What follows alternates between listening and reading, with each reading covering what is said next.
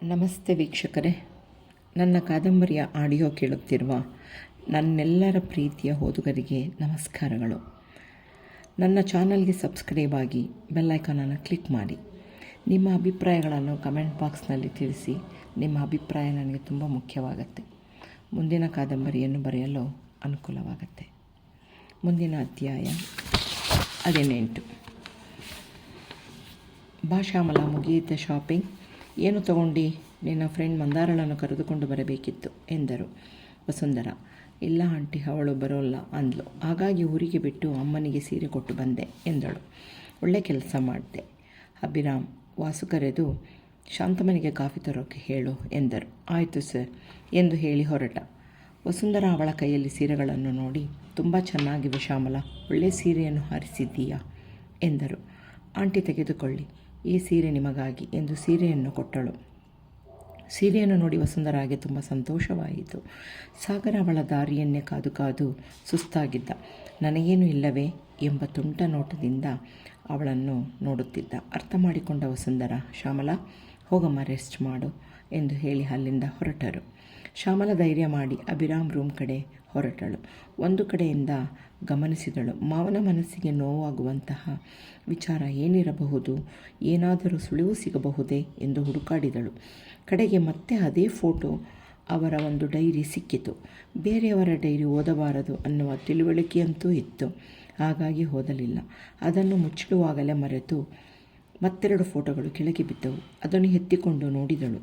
ಅದೇ ಹುಡುಗ, ಮತ್ತೆ ಆ ಯುವತಿಯ ಫೋಟೋ ಜೊತೆಯಲ್ಲಿ ಅಭಿರಾಮ್ ಸಮವಯಸ್ಸಿನವರೇ ಇರಬಹುದು. ಮತ್ತೊಂದು ಫೋಟೋ, ಯುವತಿ ಮತ್ತು ಅಭಿರಾಮ್ ಫೋಟೋವನ್ನು ತಿರುಗಿಸಿ ನೋಡಿದಳು. ನಂದಕುಮಾರ್ ಅನ್ನುವ ಹೆಸರು. ಯಾರಿರಬಹುದು ಈ ನಂದಕುಮಾರ್? ಮಾವನ ಗೆಳೆಯರಿರಬಹುದೇ? ಅವಳಿಗೇನೂ ಒಳೆಯುತ್ತಿಲ್ಲ. ಮತ್ತೊಮ್ಮೆ ಹುಡುಕಾಡಲು ಶುರು ಮಾಡಿದಳು. ರೆಡ್ ಕಲರ್ ಫೈಲ್ ಬೀರುವಿನ ಮೇಲೆ ಕಾಣಿಸಿತು. ಕುತೂಹಲ ತಡೆಯಲಾಗಲಿಲ್ಲ. ಮೇಲಿಂದ ಫೈಲ್ ತೆಗೆದಳು. ಒಂದು ಯುವಕನ ಫೋಟೋ, ಸೈನಿಕನ ಸಮವಸ್ತ್ರದಲ್ಲಿ ತದ್ರೂಪ್. ಅಭಿರಾಮ್ ಹೋಲಿಕೆ ಆದರೆ ಒಂದು ಕಡೆ ಸಾಗರ್ ತರಹ ಕಾಣಿಸುತ್ತಿದ್ದ. ಫೋಟೋ ಹಿಂಭಾಗ ಫೋನ್ ನಂಬರ್ ಕೂಡ ಇತ್ತು. ಅವುಗಳನ್ನೆಲ್ಲ ಹಾಗೆಯೇ ಬಿಟ್ಟು ನಂಬರ್ ತೆಗೆದುಕೊಂಡು ರೂಮ್ನಿಂದ ಹೊರಬಂದಳು. ರಿಸೆಪ್ಷನ್ ದಿನ ಬಂದೇ ಬಿಟ್ಟಿತ್ತು. ಎಲ್ಲ ಗಣ್ಯ ವ್ಯಕ್ತಿಗಳು, ಕಂಪನಿಯ ಕೆಲಸಗಾರರು, ಯಾರ್ಯಾರಿಗೆ ಆಹ್ವಾನ ಪತ್ರಿಕೆ ಹೋಗಿತ್ತೋ ಎಲ್ಲರೂ ಬಂದು ಸೇರಿದರು. ಅಭಿರಾಮ್ ಹಾಗೂ ಸಾಗರ್ ಒಳ್ಳೆಯ ಹೆಸರು ಮಾಡಿದ್ದರು. ಗುಮಾಸ್ತನಾದ ಶಾಮಣ್ಣನವರ ಕುಟುಂಬಕ್ಕೆ ತಾವೇ ಸ್ವತಃ ಹೋಗಿ ಕರೆದು ಬಂದಿದ್ದರು. ಅಭಿರಾಮ್ ಹಾಗಾಗಿ ಅವರ ಕುಟುಂಬದವರೆಲ್ಲರೂ ಬಂದಿದ್ದರು. ಇತ್ತ ಕಡೆ ಶ್ರೀನಿವಾಸಪುರದ ನೆಂಟರಿಷ್ಟರೆಲ್ಲರೂ ಬಂದಿದ್ದರು. ವಸುಂಧರ ಅವರದೇ ಓಡಾಟ ಮತ್ತು ಮಕ್ಕಳು ಕೂಡ ಸಂತೋಷದಿಂದ ಮಾವನ ಮನೆಯಲ್ಲಿ ಓಡಾಡುತ್ತಿದ್ದರು. ಚಿಕ್ಕ ವಯಸ್ಸಿನಿಂದ ಸಾಗರ್ ಮತ್ತು ವಸುಂಧರ ಮಕ್ಕಳು ಒಟ್ಟಿಗೆ ಬೆಳೆದು ಸ್ನೇಹಿತರಂತೆ ಇದ್ದರು. ಶ್ಯಾಮಲಾಗೆ ರೆಡಿ ಮಾಡಲು ಪಾರ್ಲರ್ನವರೇ ಬಂದಿದ್ದರು. ಸಾಗರ್ ತನ್ನ ಪ್ರೀತಿಯ ಮಡದಿಗಾಗಿ ಭಾರೀ ಸೀರೆ ಮತ್ತು ಒಡವೆಯನ್ನು ತಂದಿದ್ದ. ಅದನ್ನು ಹೇಗಾದರೂ ಮಾಡಿ ತಾನೇ ಶ್ಯಾಮಲಾಗೆ ಕೊಡಬೇಕೆಂದು ಕಾತರದಿಂದ ಕಾಯುತ್ತಿದ್ದ. ಅಲ್ಲಿಯೇ ನಿಂತಿದ್ದ ವಸುಂಧರ, ಸಾಗರ್ ಏನು ಮಾಡುತ್ತಿದ್ದಿ? ಇಲ್ಲೇಕೆ ಹೊಂಚು ಹಾಕುತ್ತಿದ್ದಿ? ಏನು ಸಮಾಚಾರ? ಪ್ಲೀಸ್ ಅತ್ತೆ, ನಾನು ಶ್ಯಾಮಲಾಗೆ ಏನೋ ತಂದಿದ್ದೇನೆ, ಕೊಡಬೇಕು ಎಂದ. ಆಯಿತು ಎಂದು ಹೇಳಿ ಪಾರ್ಲರ್ ಹುಡುಗಿಯರನ್ನು ಹೊರಗಡೆ ಕಳುಹಿಸಿದರು. ಶ್ಯಾಮಲಾಳನ್ನು ಭೇಟಿ ಮಾಡಲು ಅವಕಾಶ ಮಾಡಿಕೊಟ್ಟರು. ಇತ್ತ ಶ್ಯಾಮಲ ಯಾವುದೋ ಯೋಚನೆಯಲ್ಲಿ ಮುಳುಗಿದ್ದಳು. ಒಳಗೆ ಬಂದ ಸಾಗರ್, ಹಾಯ್ ಹನಿ, ಏನೋ ಯೋಚಿಸುವಂತಿದೆ. ಏನು ನೀವು ಇಲ್ಲಿ? ಹೌದು, ನನ್ನ ಪ್ರಿಯತಮಿಗೆ ಈ ಪ್ರಿಯತಮನ ಕಾಣಿಕೆ ತಲುಪಿಸಲು ಬಂದಿದ್ದೇನೆ. ಏನು ಕವಿಗಳಾಗಿ ಬಿಟ್ಟಿದ್ದೀರಿ? ಹೌದು, ನಿನ್ನನ್ನು ನೋಡಿ ಯಾವಾಗಲೂ ಕವಿಯಾದೆ. ನೋಡು ಚಿನ್ನ, ಈ ದಿನ ಒಡವೆ ಈ ಸೀರೆಯನ್ನೇ ಹಾಕಿಕೊಳ್ಳಬೇಕು ಎಂದು ಕಿವಿಯಲ್ಲಿ ಪ್ರೀತಿಯಿಂದ ಪಿಸುಗುಟ್ಟಿದ. ಹಾಗೂ ತಾಕೀತು ಮಾಡಿದ್ದ. ಅಯ್ಯೋ ಕ್ಷಮಿಸಿ, ಮಾವ ಅತ್ತೆ ಕೊಟ್ಟಿರುವ ಒಡವೆಯನ್ನು ಹಾಕಿಕೊಳ್ಳಲು ಹೇಳಿದ್ದಾರೆ ಎಂದಳು.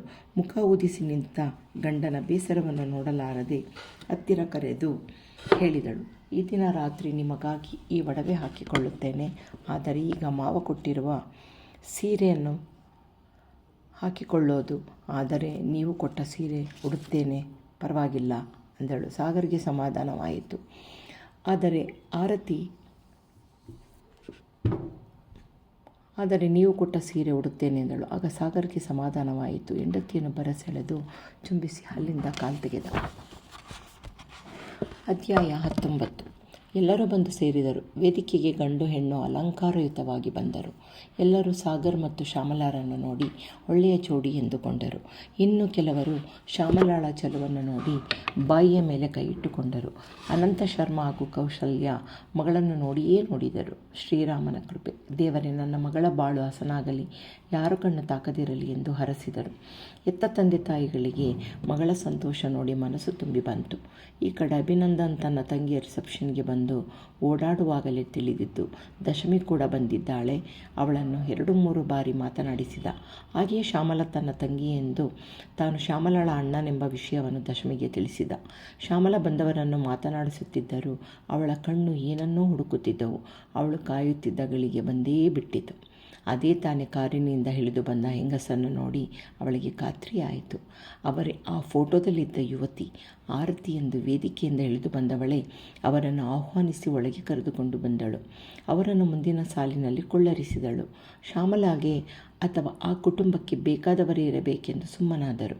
ಸಾಗರ್ನನ್ನು ಕರೆದು ಪರಿಚಯಿಸಿದಳು. ಇವರು ನನ್ನ ಆಂಟಿ ಎಂದು ಪರಿಚಯಿಸಿದಳು. ಏನನ್ನಿಸಿತೋ ಅವರಿಗೆ ಬಗ್ಗಿ ನಮಸ್ಕರಿಸಿದ. ಅದೇ ತಾನೇ ಅಲ್ಲಿಗೆ ಬಂದ ಅಭಿರಾಮ್ ಆರತಿಯನ್ನು ನೋಡಿ ದಂಗಾದರು.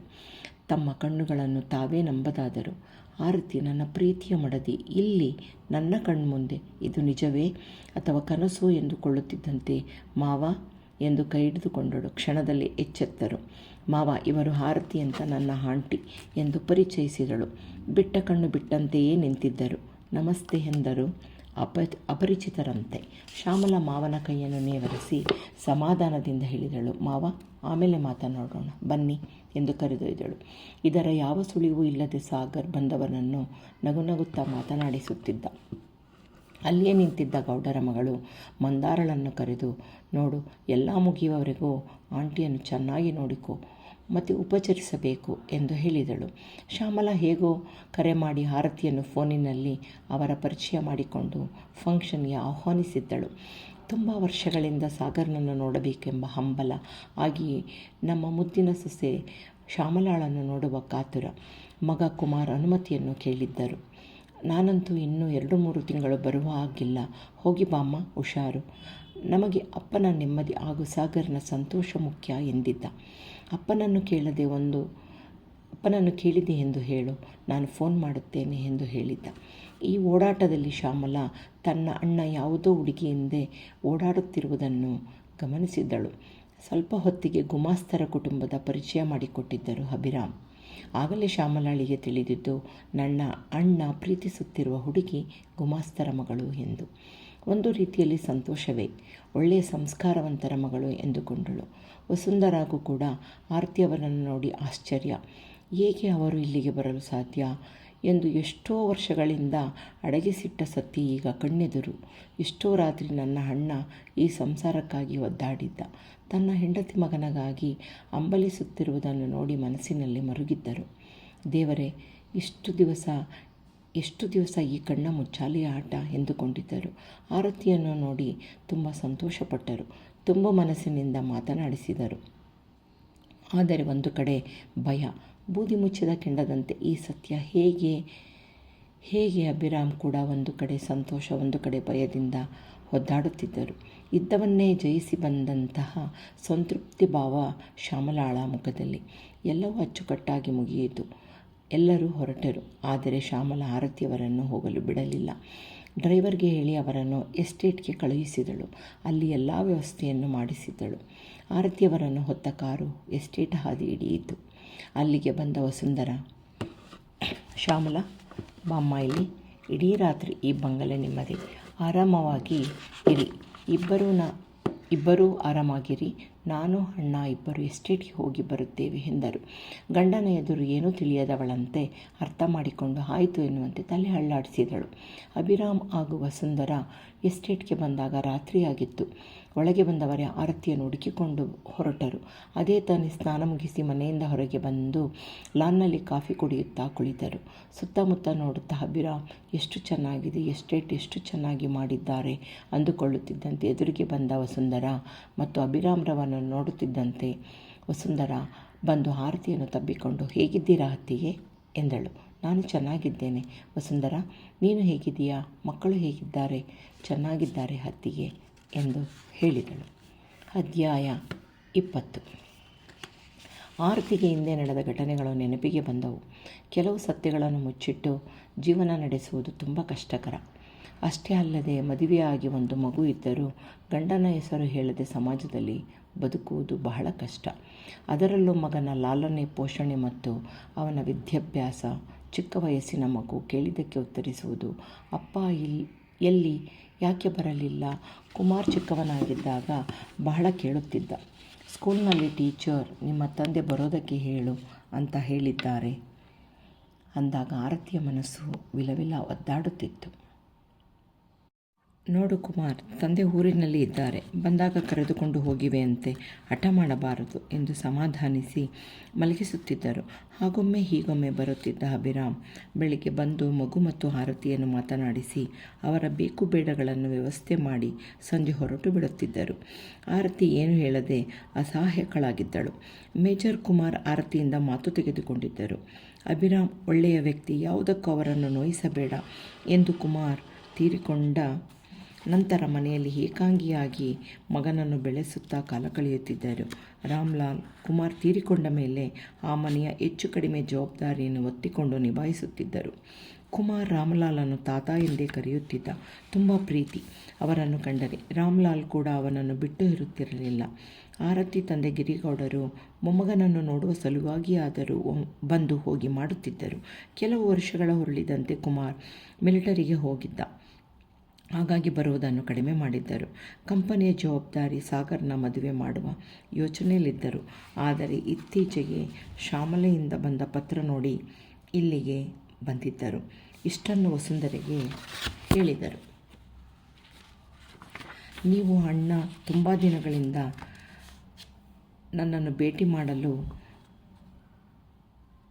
ಮಾಡಬೇಕೆಂದು ಅಂದುಕೊಂಡಿದ್ದೀರಿ, ಮಾತನಾಡಿ, ಈಗ ಬಂದೆ ಎಂದು ಹೇಳಿದರು. ಅಲ್ಲಿಯೇ ನಿಂತಿದ್ದ ಅಭಿರಾಮ್ ಆರತಿಯನ್ನು ತಬ್ಬಿಕೊಂಡು ಕಣ್ಣೀರಿಟ್ಟರು. ನನ್ನನ್ನು ಕ್ಷಮಿಸಿ ಆರತಿ, ಮೊದಲಿಂದಲೂ ನಿನ್ನನ್ನು ದೂರವಿಡುತ್ತಲೇ ಬಂದೆ. ಏನು ಮಾಡಲಿ, ಸಮಯ ಸಂದರ್ಭ ನನ್ನನ್ನು ಹಾಗೆ ಮಾಡಿಸಿಬಿಟ್ಟಿತು. ನಿನ್ನ ಮತ್ತು ಕುಮಾರ ಅಗಲಿಕೆಯ ನೋವು ನನ್ನನ್ನು ತುಂಬ ಕಾಡಿಸಿಬಿಟ್ಟಿತು. ದಿನವೂ ಪಶ್ಚಾತ್ತಾಪದಿಂದ ಒದ್ದಾಡುತ್ತಿದ್ದೇನೆ. ಆರತಿ, ಕ್ಷಮಿಸಿಬಿಡು. ಯಾಕೆ ಇಷ್ಟು ನೊಂದುಕೊಳ್ಳುತ್ತೀರಿ? ನಾನು ಎಂದಾದರೂ ನಿಮ್ಮನ್ನು ದೂರಿದ್ದೇನೆಯೇ ಅಥವಾ ನಿಮಗೆದುರು ಮಾತನಾಡಿದ್ದೇನೆಯೇ? ನೀವು ಯಾವ ತಪ್ಪು ಮಾಡಿಲ್ಲ. ನನ್ನನ್ನು ಸಂಪ್ರದಾಯವಾಗಿ ಮದುವೆ ಆಗಿದ್ದೀರಿ. ನಮ್ಮಿಬ್ಬರ ಪ್ರೀತಿಯ ಫಲವಾಗಿ ಕುಮಾರ್ ಇದ್ದಾನೆ. ನಮ್ಮಿಬ್ಬರನ್ನು ಕಣ್ಣಲ್ಲಿ ಕಣ್ಣಿಟ್ಟು ನೋಡಿಕೊಂಡಿದ್ದೀರಿ. ನಿಮ್ಮ ಪ್ರೀತಿಯಲ್ಲಿ ಯಾವ ಕೊರತೆಯೂ ಬಾರದಂತೆ ಮಗನನ್ನು ಬೆಳೆಸಿದ್ದೀರಿ. ಇಷ್ಟೆಲ್ಲ ಇರುವಾಗ ನೀವು ಯಾಕೆ ನೊಂದುಕೊಳ್ಳಬೇಕು? ಹೋಗಲಿ ಬಿಡಿ. ಹೇಗಿದ್ದೀರಿ? ಕಂಪನಿ ವಹಿವಾಟುಗಳು ಜೊತೆಗೆ ಸಾಗರ್ ಮದುವೆ ಕೆಲಸ ಎಲ್ಲ ಮುಗಿಯಿತಲ್ಲವೇ? ಹೌದು ಆರತಿ, ಎಲ್ಲ ಮುಗಿಯಿತು. ತುಂಬ ಸಂತೋಷದ ವಿಷಯವೆಂದರೆ ಯಾವ ಜನ್ಮದ ಪುಣ್ಯವೋ ಏನೋ, ಒಳ್ಳೆಯ ಗುಣ, ನಡತೆ, ಒಳ್ಳೆಯ ಸಂಸ್ಕಾರ, ಹಿರಿಯರಲ್ಲಿ ಗೌರವ, ಎಲ್ಲ ರೀತಿಯಲ್ಲೂ ಹೊಂದಿಕೊಳ್ಳುವಂತಹ ಸೊಸೆ ಸಿಕ್ಕಿದ್ದಾಳೆ. ನೋಡಿ, ಹೇಳೋದು ಮರೆತಿದ್ದೆ. ನಾನು ಈ ದಿನ ಇಲ್ಲಿ ಬರೋದಕ್ಕೆ ಕಾರಣ ಶ್ಯಾಮಲಾನೆ.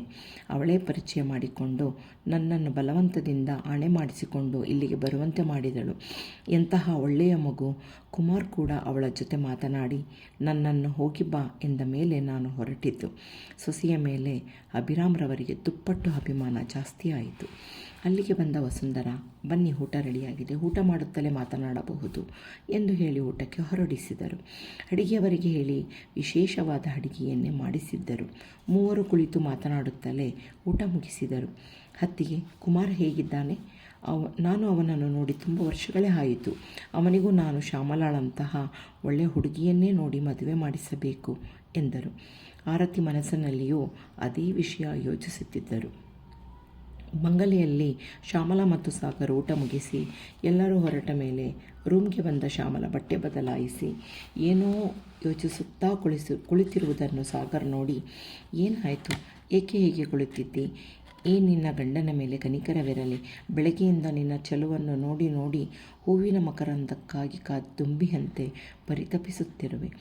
ನನ್ನನ್ನು ನೋಡಿ ಕರುಣೆ ಬಾರದೆ?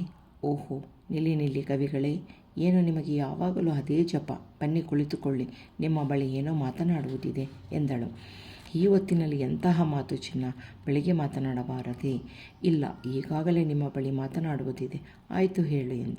ಅವಳ ಕೋಮಲವಾದ ಬೆರಳನ್ನು ನೇವರಿಸುತ್ತಾ, ನಿಮ್ಮ ತಂದೆ, ನೆಂಟರು ಮತ್ತು ನಿಮ್ಮ ತಾತ ಇವರ ಬಗ್ಗೆ ಹೇಳಿ ಎಂದಳು. ಸಾಗರ್ ಅವನಿಗೆ ಗೊತ್ತಿರುವ ವಿಚಾರ ಎಲ್ಲವನ್ನೂ ಹೇಳಿ, ಸದ್ಯಕ್ಕೆ ಅತ್ತೆ ಬಿಟ್ಟರೆ ಮತ್ತು ಅವರ ಮಕ್ಕಳು ಬಿಟ್ಟರೆ ಮತ್ಯಾರೂ ಇಲ್ಲ ಎಲ್ಲ ಪೂರ್ತಿಯಾಗಿ ಹೇಳಿದ ಮೇಲೆ ಶ್ಯಾಮಲಾಗೆ ಅರ್ಥ ಆಯಿತು. ಆರತಿ ಇವರ ನೆಂಟರು ಅಥವಾ ಅವರಿಗೆ ಪರಿಚಯದವರು ಯಾರೂ ಅಲ್ಲ. ಇರಲಿ, ಬೆಳಿಗ್ಗೆ ಮಾವ ಅಥವಾ ಆರತಿಯನ್ನು ಕೇಳಿದರಾಯಿತು ಎಂದು ಸುಮ್ಮನಾದಳು. ಶ್ಯಾಮಲಾದೇವಿಯವರೇ, ಇನ್ನಾದರೂ ನಮ್ಮ ಮೇಲೆ ಕರುಣೆ ತೋರಿಸಬಾರದೆ ಎಂದ. ಅವನನ್ನು ನೋಡಿ ನಗು ಬಂತು. ಅಪ್ಪನ ಹಿಂದಿನ ದಾರಿ ಏನು, ಅವರ ಜೀವನದಲ್ಲಿ ಬಂದು ಹೋದ ವ್ಯಕ್ತಿಗಳಲ್ಲಿ ಇರುವವರು ಹತ್ತಿರದವರು ಏನೂ ಸಾಗರ್ಗೆ ಗೊತ್ತಿಲ್ಲ. ದೊಡ್ಡವರ ಜೀವನದಲ್ಲಿ ಏನೆಲ್ಲ ಸತ್ಯಗಳು ಅಡಗಿರುತ್ತೇವೆಯೋ ಯಾರಿಗೂ ಗೊತ್ತಾಗಿರುವುದಿಲ್ಲ. ಮೇಲ್ನೋಟಕ್ಕೆ ಎಲ್ಲವೂ ಸುಂದರವಾಗಿ ಕಂಡರೂ ಅಂತರಾಳದ ನೋವು ಯಾರಿಗೂ ಹೇಳಲು ಆಗುವುದಿಲ್ಲ. ಇಂತಹ ನೋವುಗಳು ಎಲ್ಲರ ಜೀವನದಲ್ಲೂ ಇದ್ದದ್ದೇ. ಇಷ್ಟು ವರ್ಷ ಮಾವ ಇದನ್ನೆಲ್ಲ ಹೇಗೆ ಸಹಿಸಿಕೊಂಡರು? ಇದ್ದಕ್ಕಿದ್ದ ಹಾಗೆ ಇಂದಿನಿಂದ ಸಾಗರ್ ತೋಳುಗಳು ಅವಳನ್ನು ಬಳಸಿದವು. ಗಂಡನಿಗೆ ನಿರಾಶೆ ಮಾಡದೆ ಅವನಲ್ಲಿ ಒಂದಾದಳು. ಶ್ಯಾಮಲಾ ಬೆಳಿಗ್ಗೆ ಸ್ನಾನ ಪೂಜೆ ಎಲ್ಲ ಮುಗಿಸಿ ಸಾಗರ್ಗೆ ತಿಂಡಿ ಕೊಟ್ಟು ಸಾಗರ್ ಹೊರಟ ಕೂಡಲೇ ಡ್ರೈವರ್ಗೆ ಹೇಳಿ ಎಸ್ಟೇಟ್ ಕಡೆ ಹೊರಟಳು. ಅದೇ ತಾನೇ ತಿಂಡಿ ತಿನ್ನಲು ಆರತಿ, ಅಭಿರಾಮ್, ವಸುಂಧರಾ ಕುಳಿತಿದ್ದರು. ದಿಢೀರನೆ ಶ್ಯಾಮಲಾ ಬಂದದ್ದು ನೋಡಿ ವಸುಂಧರಾ, ಬಾ ಶ್ಯಾಮಲಾ, ಇಷ್ಟು ಬೆಳಗ್ಗೆ ಬಂದೆಯಾ? ನಾನೇ ಫೋನ್ ಮಾಡೋಣ ಅಂತಿದ್ದೆ, ಬಾ ತಿಂಡಿ ತಿನ್ನು ಎಂದು ಹೇಳಿ ತಮ್ಮ ಪಕ್ಕದ ಕುರ್ಚಿಯಲ್ಲಿ ಕೂರಿಸಿಕೊಂಡರು. ಎದುರಿಗೆ ಕುಳಿತಿದ್ದ ಆರತಿ ಮತ್ತು ಮಾವನವರಿಗೆ ನಮಸ್ಕರಿಸಿದಳು. ಮಾವನವರ ಮುಖದ ಮೇಲಿನ ನಗು ಅವರ ಮನಸ್ಸಿಗೆ ಆದ ಸಂತೋಷವನ್ನು ಅವರ ಕಣ್ಣುಗಳೇ ಹೇಳುತ್ತಿದ್ದವು. ಅವರನ್ನು ನೋಡಿ ಶ್ಯಾಮಲಾಗೆ ಸಂತೋಷವಾಯಿತು. ಈಗಲೇ ಅಭಿರಾಮ್ಗೆ ಶ್ಯಾಮಲಾ ಮತ್ತು ಆರತಿ ಮಧ್ಯೆ ನಡೆದ ಮಾತುಕತೆ ತಿಳಿದಿತ್ತು. ಸೊಸೆಗೆ ಕೃತಜ್ಞತೆಯನ್ನು ಅವರ ಕಣ್ಣುಗಳಲ್ಲಿ ಹೇಳಿದರು. ಆರತಿಯವರು ಅದೇ ಸ್ಥಿತಿ. ಸೊಸೆಗೆ ಯಾವ ರೀತಿ ಕೃತಜ್ಞತೆ ಹೇಳಬೇಕೋ ತಿಳಿಯದೆ ಕಣ್ಣಿನಲ್ಲಿ ಸಂತೋಷ ವ್ಯಕ್ತಪಡಿಸಿದರು. ಮುಂದೆ ಏನು ಎನ್ನುವುದು ಯಾರಿಗೂ ತಿಳಿದಿರಲಿಲ್ಲ. ಇದ್ದಕ್ಕಿದ್ದ ಹಾಗೆ ಸಾಗರ್ನಿಂದ ಫೋನ್, ಅಪ್ಪ ಫ್ಯಾಕ್ಟರಿ ಹತ್ತಿರ ಬಂದು ಹೋಗಿ. ಅರ್ಜೆಂಟ್ ಇದೆಯಾ ಸಾಗರ್? ಹೌದು ಅಪ್ಪ, ಈಗಲೇ ಹೊರಟು ಬನ್ನಿ ಎಂದು ಕರೆದ. ಕೂಡಲೇ ವಸುಂಧರಾ, ಆರತಿ ಶ್ಯಾಮಲಾಗೆ ಹೇಳಿ ಹೊರಟು ಬಿಟ್ಟರು. ಏನಿರಬಹುದು ಇಷ್ಟು ಅರ್ಜೆಂಟಾಗಿ? ಒಟ್ಟಾಗಿ ಯೋಚಿಸಿದರು. ನಾನೇನು ಹೊರಡುತ್ತೇನೆ. ಆರತಿಯವರು ಮೇಲೆದ್ದರು. ಇಲ್ಲ, ನೀವು ಅಪರೂಪಕ್ಕೆ ಬಂದಿದ್ದೀರಾ ಅತ್ತಿಗೆ, ಒಂದೆರಡು ದಿನವಾದರೂ ಇರಬಾರದೆ? ಇಲ್ಲ ವಸುಂಧರಾ, ಮತ್ತೆ ಬರುತ್ತೇನೆ, ನಾನು ಈಗ ಹೊರಟಬೇಕು ಎಂದರು. ಇದೇ ಮಾತನ್ನು ಶ್ಯಾಮಲಾಗೂ ಕೂಡ ಹೇಳಿದರು. ಇಲ್ಲ, ಬಲವಂತ ಮಾಡಬೇಡಿ ಎಂದು ಹೇಳಿ ಹೊರಟರು. ನಾನು ಅಲ್ಲಿಗೆ ಹೋಗಿ ಫೋನ್ ಮಾಡುತ್ತೇನೆ ಎಂದು ಹೇಳಿ ಕೈ ಬೀಸಿದರು. ಅವರ ಕಣ್ಮುಂದೆ ಶ್ಯಾಮಲಾನೇ ತುಂಬಿಕೊಂಡಿದ್ದಳು. ಶ್ಯಾಮಲಾಗೆ ಇಂದಿನ ನಡೆದ ಘಟನೆಯ ಬಗ್ಗೆ ಹೇಗೆ ಹೇಳುವುದು? ಸಾಗರ್ ಬಳಿ ಮಾತನಾಡಿದ ಮೇಲೆ ಅವಳಿಗೆ ತಿಳಿದಿತ್ತು. ಆರತಿ ವಿಚಾರವಾಗಿ ಏನೂ ತಿಳಿದಿಲ್ಲ. ಕಂಪನಿಯ ಕೆಲಸ ಮುಗಿಸಿ ಬಂದ ಅಭಿರಾಮ್ ತುಂಬ ಆಯಾಸಗೊಂಡಿದ್ದರು. ತಕ್ಷಣವೇ ಮಾವ, ಬನ್ನಿ ರೆಸ್ಟ್ ತೆಗೆದುಕೊಳ್ಳಿ ಎಂದು ಹೇಳಿ ಜ್ಯೂಸ್ ಮಾಡಿಕೊಟ್ಟಳು. ಏನು ಶ್ಯಾಮಲಾ, ಅಪರೂಪಕ್ಕಾದರೂ? ಸಕ್ಕರೆ ಅನ್ನುತ್ತಿದ್ದಂತೆ ನಸುನಕ್ಕು ಸುಮ್ಮನಾದಳು. ವಸುಂಧರಾ ಅಣ್ಣನಿಗೆ ವಿಷಯ ಮುಟ್ಟಿಸಿದರು. ಆರತಿ ಹೊರಟು ಹೋದರೆಂದು ವಿಷಯ ತಿಳಿದು ತುಂಬ ಬೇಸರ ಪಟ್ಟುಕೊಂಡು ಒಂದೆರಡು ದಿನ ಉಳಿಸಿಕೊಳ್ಳಬೇಕಿತ್ತು ಎಂದರು. ಇಲ್ಲ ಅಣ್ಣ, ಎಷ್ಟೋ ಹೇಳಿದೆ. ಶ್ಯಾಮಲಾ ಕೂಡ ಒತ್ತಾಯ ಮಾಡಿದಳು. ಆದರೂ ಅವರು ಹೊರಟು ಬಿಟ್ಟರು. ಆಯಿತು, ನಾನು ಸ್ವಲ್ಪ ರೆಸ್ಟ್ ಮಾಡುತ್ತೇನೆ, ನೀವಿಬ್ಬರು ಮಾತಾಡಿಕೊಳ್ಳಿ ಎಂದು ಹೇಳಿ ರೂಮ್ ಕಡೆ ಹೊರಟರು. ಮಾವನ ಬಳಿ ಹಾಗೂ ಕುಮಾರ್ ಬಳಿ ಮಾತನಾಡಬೇಕೆಂದುಕೊಂಡಳು ಶ್ಯಾಮಲಾ. ಆದರೆ ಅವಕಾಶವೇ ಸಿಗುತ್ತಿಲ್ಲ. ಏನು ಮಾಡುವುದು ಎಂದು ಚಿಂತಿತಳಾದಳು. ದಿನೇ ದಿನೇ ಮಾವನವರ ಆರೋಗ್ಯ ಸುಧಾರಿಸುತ್ತಿದ್ದರೂ ಕೆಲವೊಮ್ಮೆ BP, ಶುಗರ್ ಹೆಚ್ಚಾಗಿ ಬಿಡುತ್ತಿತ್ತು. ವಸುಂಧರಾ ಅವರನ್ನು ಕೇಳಬಹುದಲ್ಲವೇ? ಅವರು ನನ್ನ ಬಗ್ಗೆ ತಪ್ಪು ತಿಳಿದರೆ ಏನು ಮಾಡುವುದು? ಇಷ್ಟು ವರ್ಷಗಳಿಂದ ಕಾಪಾಡಿಕೊಂಡು ಬಂದಿರುವ ರಹಸ್ಯವನ್ನು ಒಳ್ಳೆಯ ದೃಷ್ಟಿಯಿಂದಲೇ ಮುಚ್ಚಿಟ್ಟಿರುತ್ತಾರೆ. ಯೋಚನೆ ಮಾಡಲು ಶುರು ಮಾಡಿದಳು. ಕಡೆಗೆ ಒಂದು ತೀರ್ಮಾನಕ್ಕೆ ಬಂದು ಮೇಲೆದ್ದಳು. ಆಂಟಿ, ಏನು ಮಾಡ್ತಾ ಇದ್ದೀರಾ? ಹೇಳು ಶ್ಯಾಮಲಾ. ಆಂಟಿ, ಹೇಗಿದ್ದರೂ ನೀವು ಸಂಜೆ ಹೊರಡುವುದಲ್ಲವೇ? ಬನ್ನಿ ರೆಸ್ಟ್ ಮಾಡಲಿ ಎಂದಳು. ಆಂಟಿ, ಎಸ್ಟೇಟ್ ಒಳಗಡೆ ಸುತ್ತಾರಣಿ ಬರೋಣವೇ ಎಂದಳು. ಆಯಿತು, ಹೋಗೋಣ ಎಂದು ಹೇಳಿ ಹೊರಟರು. ಆಂಟಿ, ನಿಮ್ಮ ಬಳಿ ಆರತಿಯವರ ವಿಚಾರವಾಗಿ ಕೇಳಬಹುದೇ ಎಂದು ಶುರು ಮಾಡಿದಳು. ಆಯಿತು ಶ್ಯಾಮಲಾ, ನೀನು ಕೇಳುವಾಗ ನಾನು ಇಲ್ಲ ಅನ್ನೋಕ್ಕೆ ಆಗುತ್ತಾ? ಕೇಳು ಎಂದರು. ಮೊದಲಿನಿಂದಲೂ ಏನು ನಡೆಯಿತು, ಇದೆಲ್ಲ ಹೇಗೆ ಶುರುವಾಯಿತು ಎಂಬುದನ್ನು ವಿವರವಾಗಿ ಶ್ಯಾಮಲಾಗೆ ತಿಳಿಸಿದರು. ಇದನ್ನೆಲ್ಲ ಕೇಳಿ ಚೇತರಿಸಿಕೊಳ್ಳಲು ಕೆಲವು ನಿಮಿಷಗಳೇ ಹಿಡಿಯಿತು. ಇಷ್ಟೆಲ್ಲ ನೋವುಗಳನ್ನು ಹೇಗೆ ಸಹಿಸಿಕೊಂಡಿದ್ದಾರೆ ಮಾವ? ಆಂಟಿ, ಇದನ್ನೆಲ್ಲ ನೀವು ಸರಿಪಡಿಸಬಹುದಿತ್ತಲ್ಲವೇ ಎಂದಳು. ಇಲ್ಲ ಶ್ಯಾಮಲ, ಆ ವೇಳೆಯಲ್ಲಿ ಅಪ್ಪ ಅಮ್ಮ ಆರತಿಯನ್ನು ಒಪ್ಪಿಕೊಳ್ಳಲು ರೆಡಿಯಿರಲಿಲ್ಲ. ಅಣ್ಣನಿಗೆ ಅಪ್ಪ ಅಮ್ಮನಿಗೆ ಎದುರಾಡುವ ಧೈರ್ಯವೂ ಇರಲಿಲ್ಲ. ಆಮೇಲೆ 2 ಕುಟುಂಬಗಳನ್ನು ಒಂದು ಮಾಡೋಣವೆಂದರೆ ಸಾಗರ್ ಕುಮಾರು ಬೆಳೆದು ದೊಡ್ಡವರಾಗಿದ್ದರು. ಅಣ್ಣನಿಗೆ ಸೊಸೈಟಿಯಲ್ಲಿ ಒಳ್ಳೆಯ ಹೆಸರಿತ್ತು. ಸಾಗರ್ ಕೂಡ ಒಳ್ಳೆಯ ಹೆಸರು ಸಂಪಾದಿಸಿದ್ದ. ಹೀಗಿದ್ದಾಗ ಸಾಗರ್ ಇದನ್ನು ಹೇಗೆ ಸ್ವೀಕರಿಸುತ್ತಾನೋ, ಎಲ್ಲಿ ಅವರ ಹೆಸರುಗಳು ಹಾಳಾಗುತ್ತದೆಯೋ ಎಂದು ಹೆದರಿ ಸುಮ್ಮನಾದೆ. ಅಣ್ಣ ಧೈರ್ಯ ಮಾಡಿದ್ದರೂ ಎಲ್ಲವೂ ಸಾಧ್ಯವಾಗುತ್ತಿತ್ತು. ಆದರೆ ಒಳಗೊಳಗೇ ನೋವನ್ನು ಅನುಭವಿಸಿದ. ಏನೋ ಯಾಕೆ ಅಂತ ಗೊತ್ತಿಲ್ಲ ಶ್ಯಾಮಲ, ನನಗಂತೂ ಇದನ್ನೆಲ್ಲ ಹೇಗೆ ನಿಭಾಯಿಸುವುದು ಗೊತ್ತಿಲ್ಲ. ಆದರೆ ಆರತಿ ಮನೆಯವರಿಗೆ ಎಲ್ಲ ಗೊತ್ತಿದ್ದರೂ ಯಾರೂ ಕೂಡ ಒಮ್ಮೆ ಆದರೂ ಬಂದು ಗಲಾಟೆ ಮಾಡಲಿಲ್ಲ. ಆರತಿ ಕುಮಾರ್ ಒಳ್ಳೆಯ ಮನಸ್ಸಿನವರು. ಅಣ್ಣನಿಗಾಗಿ ಎಲ್ಲವನ್ನೂ ಸಹಿಸಿಕೊಂಡು ಎಲ್ಲರ ಬಳಿ ಪ್ರೀತಿಯಿಂದ ನಡೆದುಕೊಂಡಿದ್ದಾರೆ. ಸಾಗರ್ ಮತ್ತು ಬೇರೆಯವರಿಗೆ ವಿಷಯ ಗೊತ್ತಾಗದ ರೀತಿ ಇಷ್ಟು ವರ್ಷ ಜೀವನ ನಡೆಸಿದ್ದಾರೆ. ಅಲ್ಲಿಂದ ಶ್ಯಾಮಲ ಮತ್ತು ವಸುಂಧರಾ ಹೊರಟು ಬಂಗಲೆಗೆ ಬಂದರು. ಅಭಿರಾಮ್ ಎದ್ದು ಬಿದ್ದನೋ ಎನ್ನುವ ರೀತಿ ಒಂದೇ ಉಸಿರಿಗೆ ಫ್ಯಾಕ್ಟರಿಯ ಬಳಿ ಬಂದರು. ಕೆಲಸಗಾರರು ಒಬ್ಬರಿಗೊಬ್ಬರು ಕಿತ್ತಾಡಿಕೊಂಡು ಹೊಡೆದಾಟ ನಡೆಸಿ ಪೆಟ್ಟು ಮಾಡಿಕೊಂಡಿದ್ದರು. ಸಾಗರ್ ಎಲ್ಲವನ್ನೂ ಸಂಭಾಳಿಸಿ ಪೆಟ್ಟು ಮಾಡಿಕೊಂಡವರನ್ನು ಆಸ್ಪತ್ರೆಗೆ ಸೇರಿಸಿದ್ದ. ಶ್ಯಾಮಣ್ಣ ಮತ್ತು ಸಾಗರ್ ಅಭಿರಾಮ್ ಬರುವಷ್ಟರಲ್ಲಿ ಒಂದು ಹಂತಕ್ಕೆ ಬಂದು ಪರಿಸ್ಥಿತಿಯನ್ನು ನಿಭಾಯಿಸಿದ್ದರು. ಇಷ್ಟಕ್ಕೆಲ್ಲ ಕಾರಣ ಫ್ಯಾಕ್ಟರಿಯಲ್ಲಿದ್ದ ತಿಳಿಗೇಡಿಗಳು ಮಾಡಿದ ಕೆಲಸ. ಅಭಿರಾಮ್ ಅವರನ್ನು ಪೊಲೀಸ್ ಕಸ್ಟಡಿಗೆ ಕೊಟ್ಟಿದ್ದರು. ಇಲ್ಲಿಗೆ ಅಧ್ಯಾಯ 20 ಮುಕ್ತಾಯವಾಯಿತು. ಮುಂದಿನ ಅಧ್ಯಾಯ 21.